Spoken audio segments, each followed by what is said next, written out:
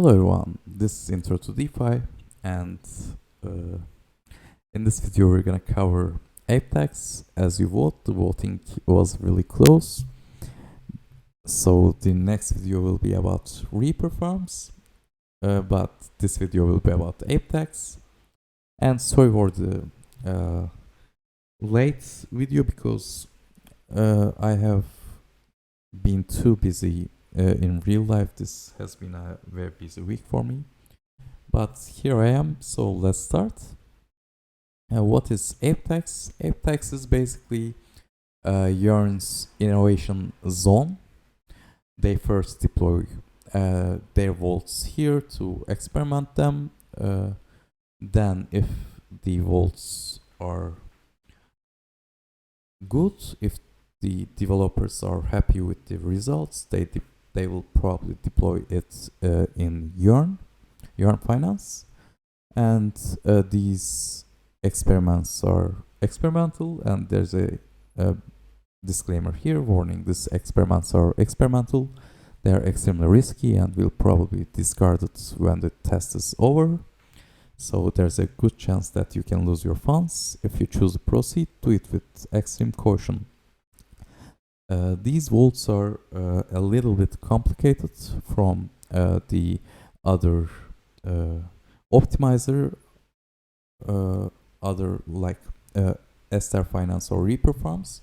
These vaults are complicated, but they're pretty innovative, and if you know what the strategies are, you can calculate your risks and choose to proceed.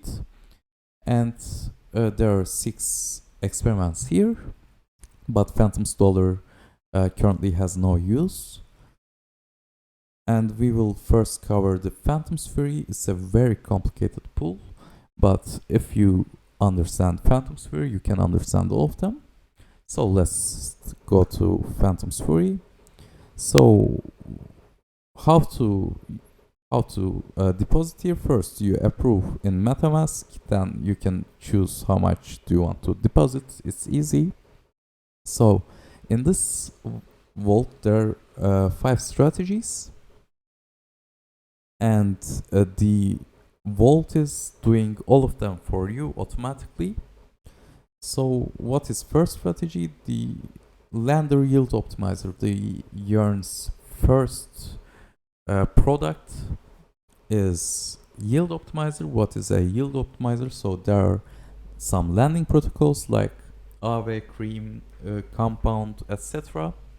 And like let's go to Cream, and you can lend and borrow assets with collateral. If you lend your tokens, you will gain some APYs, gain some rewards for it, as you can be your own bank, and if you borrow, you will pay some interest. And for example, for now, the WFTM's APY is 8%.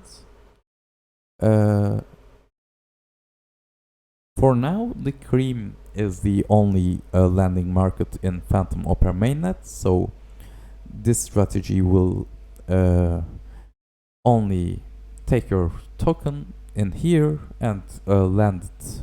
So lend it in Cream, but in the future, like let's say Aave has 15% APY for WFTM and Cream has 8%.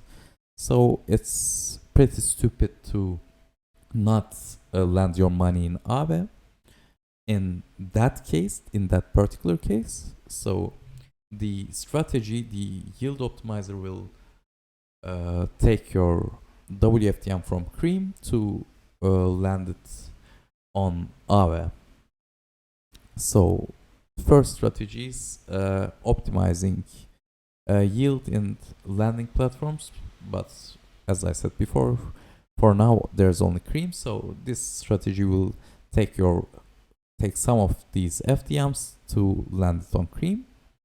And second strategy is strategy WFTM FUSD, which is I previously had a video about FMint, and you can watch clicking here in the right top, but it's basically minting some FUSD for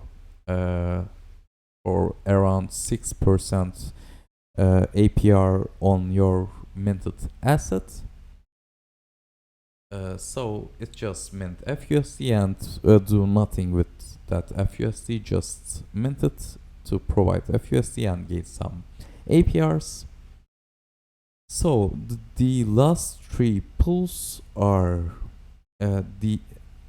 in those pools the concept is the same, but just different strategies with different tokens. But if you understand the concept, these all three pools are the same. So what is the concept? Let's take this third strategy for that to explain. So let's say you have WFTM and BOO, FTM and BOO, and you want to go to SpookySwap to farm some good APR here in FTM BOO liquidity pool token. So you deposit here. But what if you only have FTM and you don't want to sell the half for the BOO token? So let's go to PowerPoint. So you only have FTM and you want to farm in that pool because it has 250 APR, but you don't want to sell your FTM for BOO. What do? You find a person who has BOO and you say to him, hey mate, do you want to provide liquidity with me? And he says yes, and you both put your tokens into the LP, but you put your FTM, he puts his BOO, then you farm BOO and split the reward 50-50. So you have some BOO tokens, but you love FTM, so you sell your BOO tokens for FTM. Then what happens? You have more FTM. Then you do it again and again and again and again till you decide that pool is not worth of your time, or you want to spend FTM anywhere else, etc. But what this pool achieved, or what this concept has achieved, is this: you only have FTM, but you can still provide into the liquidity pool to earn some APRs. But there's a risk here, there's an impermanent loss risk here. If FTM has gained too much value over BOO, you will lose some FTMs. But if the other way is true, you will earn more FTM. But if FTM and BOO tokens price, relative price, are the same, you will just have profits in this strategy. So this strategy links the FTM vault and the BOO vault, like you can see, provider of BOO to BOO joint of WFTM BOO. These two vaults together, and this vault will farm only BOO token, and this vault will only farm FTM token. And this is the strategy 2 and the strategy 4 are the same with strategy 3, but this is with Popsicle Finance's token ICE, and this is with Woofy token, which is Yearn Finance's Dog token, or Doge token, how do you want to call it. And when you put WFTM in this vault, this 5 strategies will be done automatically in the vault, so you will earn some rewards. And how can you how can you look to your gains? So there's a price per share here. If this price goes up, you are earning rewards. If this price goes down, you are losing some your FTMs.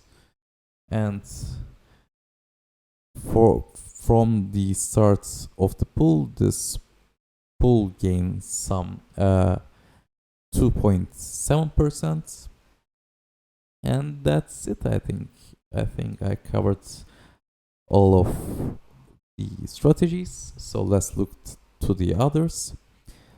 Spooky Skeletons is the vault for Boo token.